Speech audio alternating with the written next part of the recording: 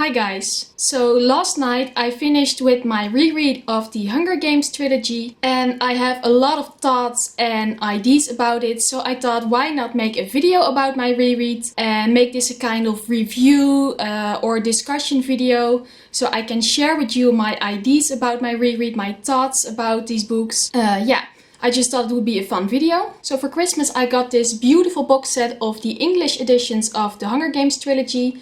And as I've said, I finished reading them last night. The first time I've read the Hunger Games series was just before the first movie came out. So that must be like 5 years ago, and I was 16 at the time. And I remember we bought them and I finished the whole series in 3 days. I loved them so much. I was so crazy about these books. I loved them a lot, and immediately after that I saw the first movie and I was obsessed with it. And for like 2 years I was really obsessed with the Hunger Games, and I've reread the Dutch editions that I had like maybe 10 times or so, and I loved them a lot. But it has been about 3 years now since I've last read the Hunger Games. So I thought why not get the English editions and reread them so I can do a nice reread of the Hunger Games. I was very curious to see how I would find the Hunger Games books now that I'm like 5 years older, I'm not a teenager anymore. Would I still love them or would I have outgrown them? So I reread the series, the English editions, and I can tell you I still love them a lot. I'm still completely in love with the series. I loved my reread so much. It brought back so much memories, and yeah, I still really love this series. It's so good. And yeah, today I'm going to tell you a little bit more about it and what I think about each book, and yeah, just my general thoughts about the Hunger Games series. So this video is going to contain spoilers for all the 3 books in the Hunger Games series. I cannot do this video without spoiling because I just want to share my thoughts and like tell you what I think about certain things, and I cannot do that without spoiling it. So this video is going to have spoilers for the entire series, so if you have not read the series and you still want to, you can click away now. It has spoilers, so from now on I'm going to talk about everything that happens in the series. So yeah, I started of course with the first book. As you can see, there's like a permanent sticker. This isn't a sticker, I just can't get it off, and it says Mockingjay Part 2, now a major motion picture. So yeah, I just have to deal with that. So first of all, I've read of course the first book, The Hunger Games by Suzanne Collins, and as always I like the first book the best by far. I don't know why, but the first book is really my favorite of the entire series. I remember first hearing like the plot of this book, and I was so intrigued because of course the Hunger Games are about a girl named Katniss Everdeen. She lives in a dystopian version of North America, and the country is now called Pan Am, and it's divided in 12 districts and 1 capital. And every year every district has to send a boy and a girl to fight in the Hunger Games, where they will fight to the death, and of the 24 tributes only 1 will survive. So at the beginning of this book, Katniss Everdeen is a girl that lives in District 12, and it's the day of the reaping. It's the day they choose the tributes for the next Hunger Games, and at the reaping Katniss's little sister Prim is chosen to participate in the Hunger Games, but Prim is very young and Katniss is very protective of her, so she volunteers to take her place, and that is how Katniss ends up in the Hunger Games. And then her fellow tribute is a boy named Peter Malark, and she has known him for a while because once when they were very hungry he gave her a loaf of bread, and that gave her hope to start a new life and take care of her family. Before you get to the actual Hunger Games, it takes a while because first they have to go to the capital, they have to do interviews, they get styled, and Katniss of course is the girl on fire because her stylist Cinna creates costumes for her that have fake flames. So that is why she's called the girl on fire, and I have a little Funko Pop. As you can see, that's Katniss with her red fire dress. I love it so much. And yeah, then she eventually takes place in the Hunger Games. Yeah, major spoiler, Katniss wins, but also Peter Malark wins. And I already knew that before the first time I read it because I read the back of the second book. Don't do that if you don't want to get spoiled for the first book. You don't have to read the back on the second book because you know how it ends. And I remember being so intrigued because you know Katniss is going to participate in the Hunger Games, and I know she would survive it, but you have not a single clue what is going on. And I don't know why. I thought the Hunger Games would be so much fun. It's just so interesting. Yeah, of course it wouldn't be fun in real life because it isn't fun when people get killed. But as a book, I found it so interesting and I was so crazy about it. And I think I like the first book the best because you just get to see a general Hunger Games. And of course there are already hints to the rebellion that will start later in the rest of the series. But most of it is just a general Hunger Games. And I really liked seeing that and how that goes. And yeah, I like Katniss as a character very much. And the first time I've read this, I was of course 16. And that is the same age as Katniss is in this book. But I remember that I thought she felt a lot older than me because she's so good at surviving and yeah, taking care of her family, and she really acts like an adult. And now that I'm 21, I still feel like Katniss is a little bit older than me, but I don't know why. I couldn't survive like she does, but yeah, of course I never had to hunt or try to survive like that, fortunately. Yeah, I like Katniss a lot. I know she says, and a lot of characters say, that she's very unlikable, and I can get that, how they would see that, but I really like her, and I like how she's so smart and how she can do all these things. And then of course you have Peeta Mellark, and I love Peeta so much. I just love how sweet he is, and I love his character, and yeah, and I love that he's completely in love with Katniss and he's always so sweet. And yeah, of course at some point you get to like Peeta versus Gil, because Gil is Katniss's friend from District 12 and her hunting partner, and also a romantic interest. And I've never liked Gil as a character. I didn't think he was that special. For me the choice was always very obvious. Choose Peeta because he's way nicer. So yeah, one of the tiny things that annoyed me is like in the first chapter Katniss says, no, Gil is my best friend, but there's nothing romantic between us. And you know, of course there's something romantic between them. So why deny it at the first chapter? Because yeah, as soon as she is in the Hunger Games, she starts to think about Gil and if she likes him that way. And yeah, I just don't like the relationship with Gil that much. I love how they're like best friends, and I just wish it would have stayed at that because I just don't like Gil as a character that much. Another character that I think is very underrated is Madge. And Madge is the daughter of the mayor of District 12. She's a friend of Katniss, and she's actually the one who gives her the Mockingjay pin that's on the front of the cover. And in the film she's just completely left out, and it isn't even spoken about her, but I would have really liked to see more of Madge because I think she's a really interesting character and you barely get to know her. Even in the books after that, you just don't really get to know her. And eventually she dies at the end of the last book, or you find out that she has died at the end of the last book. And yeah, I wish they would have told more about Madge, about her story and about her friendship with Katniss, because Katniss doesn't have a lot of friends, so it's very special that she has a girl she calls her friend. I would have liked to see more about that. Yeah, I know of course the major part Katniss is in the Hunger Games, so there's not really a chance to see Madge that much. But I would have liked to know more about her. If I can like give some critique to this book, that's one of the things. But the first book I liked a lot. It's always my favorite and I think it always will be. And then I got to the second book, which is Catching Fire. Also by Suzanne Collins, of course. And what I really liked about Catching Fire is that you get to see how the lives of victors of the Hunger Games are. So yeah, as I've said in the previous book, both Katniss and Peeta have won the Hunger Games. And they did that by threatening to commit suicide. And that is viewed as an act of rebellion. So at the beginning of Catching Fire, Katniss is a victor. She now has a lot of money and she lives in a grand house. But she also is in a lot of trouble because the president of Panem, President Snow, threatens to kill the people she loves if she doesn't cooperate and if she doesn't help him suppress the rebellions that are starting because of Katniss's acts in the Hunger Games. And also forgot to mention that, but in the first part, Peeta and Katniss play that they are in love in the Hunger Games to get sponsors.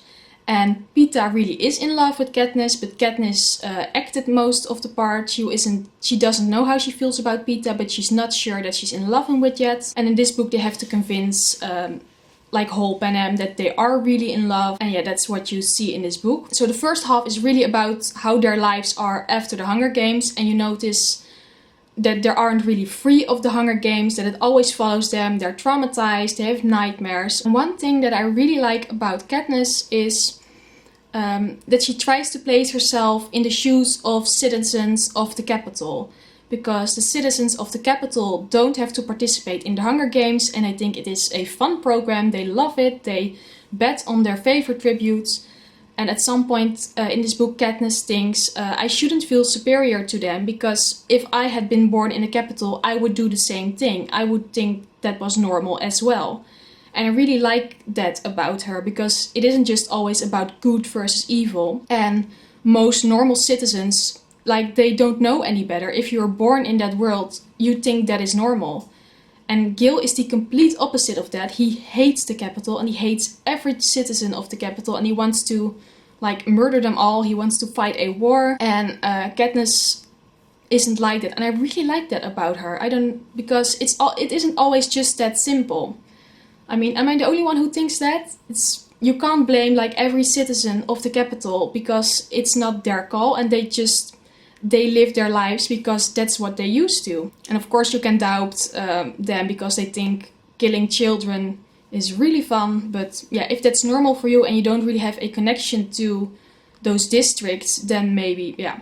So yeah, that's my rambly thought about Katniss placing herself in the citizens' shoes. And of course, halfway through the book comes the surprise that the next Hunger Games is a quarter quell. It's the 75th Hunger Games, and every 25 years there's a special Hunger Games. And in this one, the tributes have to be chosen from living victors. And Katniss is the only living victor from District 12, female living victor. And she has to go back, as well as Peeta. And then at the next Hunger Games, we meet a lot of new characters. Finnick and Joanna and Beetee. And we don't know what to think about them yet. But they're going to play major parts in, like, the last book. So yeah, at the end of the book, Katniss gets saved from the arena, but they don't save Peeta. He is a hostage of the capital now. And they've also completely destroyed District 12. The capital has done that. And I have to admit, the first time I've read that, I did not see that coming.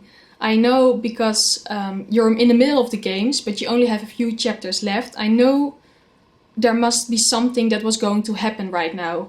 But I did not expect that they would just break them out. It came kind of out of nowhere for me. I also have to say that the last few chapters, when that happens, are a bit confusing for me sometimes, because everything happens so fast and I don't even know how they exactly do it. It wasn't until I saw the second movie that I was like, oh, so that is what happened. So yeah, Catching Fire, I love it almost as much as the first Hunger Games. It's really great, and I really like to see the aftermath of a Hunger Games, because it isn't just like you win and you're happy because you haven't died and the rest of your life is awesome. No, it is like a lot of traumatization and a lot of bad stuff. And yeah, you're like, as Katniss says, you're always playing the game. And then the last one is Mockingjay. And I have to say, this is really my least favorite book of the series. So in this book, Katniss is now at District 13, which is a secret district they thought had been destroyed. But it isn't, it's still alive, and they're organizing a war against the capital. District 12 has been destroyed, and now Katniss is there with Gil and her family and a couple of other victors. I still like this book, of course, because it is part of a series that I really love. But this book is a little bit too depressive for me. I remember reading it and I was like, this is really depressive. I mean, the first two books have a lot of difficult stuff in them, like people dying and murdering, but this is, yeah, it's just so depressive and so sad, and like literally everybody dies in horrible ways. Yeah, I remember even the first time the ending just left me with like a meh feeling, because it's such a depressive ending. At the ending, the rebels have won the war and the capital has been overthrown. But the major thing that also happens at the end of the book is that Katniss' little sister Prim is killed in a bombing attack. And Katniss discovers that may have been the plan of President Coin, and President Coin is the president of District 13, and she wants to take President Snow's place. So she discovers that it may have been a plan of the rebels. I remember Prim dying in an explosion, and it was really unclear at the time. I had to read like 5 times back and forth because like, is she really dead? Wait, how did she die? How was she suddenly there, and how did these explosions happen? And for me, it really had no use that she died, because so many people at that point had already died. Like Finnick had died, which had become a major character. Yeah, like everyone on Katniss's squad. And then suddenly Prim dies too, and it just was a bit too depressive for me, because at the end of the book, Katniss is completely traumatized. She wants to kill herself. She doesn't have any will to live anymore. She barely eats. She has nightmares. She feels terrible, and that was a really depressive ending for me. And I know that, of course, after a war and everything that she has been through, you would feel like that. But I would have liked like a silver lining, like something to root for, something of a kind of a happy ending. And then, of course, at the ending, she marries Pita and they have children together. So she goes on with her life. And I guess that was supposed to be the happy ending. But I felt like, yeah, they were so broken together. So they just had to hold on each other to even survive. It was a very depressive ending for me. I would have liked a slightly different ending. Maybe with Prim alive, because then it's like, okay, we've been through a lot, but it wasn't for nothing. This is what we fought for this little girl, so she could have a future. And also something that I didn't notice until I saw Mockingjay Part 2, the movie, is that Katniss goes on this secret mission to kill President Snow, and she takes her squad with her. Well, they choose to go with her. And almost every one of them gets killed, and it really did nothing. It was completely useless that they all got killed. Yeah, maybe they gave a little bit of a distraction, maybe that's something that was useful, but they don't kill President Snow. By the time they reach his mansion, the rebels have already won the war, so if Katniss would have just gone back to the camp, nobody would have died and it would have the same outcome. I mean, is that just me? Am I crazy? Or is that what happened? I didn't really get that. It was like, so many people died and it didn't really help. Like, the only thing that it achieved was that Katniss saw her sister die, and that made her think that President Coin may be just as bad as President Snow, and that made her kill President Coin. I think maybe that's the one thing that came out of it, but everybody died because of it. Everybody just died. So yeah, the last book, Mockingjay, a lot of things happen in a very short amount of time. It is sometimes very confusing. It is also very depressive. There's like nothing positive that happens in this book, in my opinion. Still loved it a lot, of course, because it's part of the series and it is the ending. But yeah, it is definitely my least favorite book of the series. So yeah, that was the Hunger Games trilogy. One last thing I would like to add. I mean, I love the entire series, but one thing I would really have liked to see was Katniss and Pita as mentors to tributes in the Hunger Games. Because they win their Hunger Games and then the next year they have to go back to the Hunger Games for the Quarter Quell.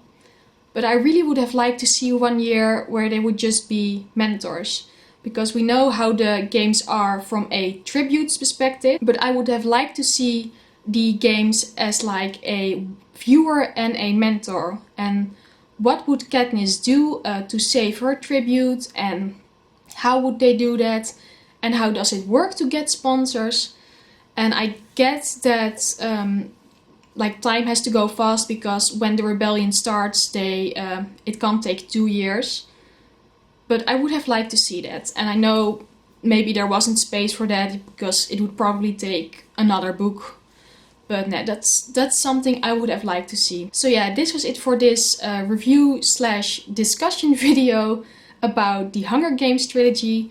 I don't know how this video will turn out. I've talked a lot and I hope you will get what I meant. And if you have thoughts about the Hunger Games, and if you agree with me on anything I said, or if you disagree with anything I said, please leave it down below in the comments. I would really like to see what you think about the Hunger Games and what you maybe would have liked to see differently. And yeah, I have a feeling I'm just rambling on now, so maybe I just have to put an end to this video. So yeah, this was it for this video, and if you liked it, if you liked my rambling, please go subscribe or give it a thumbs up. And if you want to follow me on social media, I will put links to that in the description box down below. And yeah, then I hope to see you in my next video. Bye!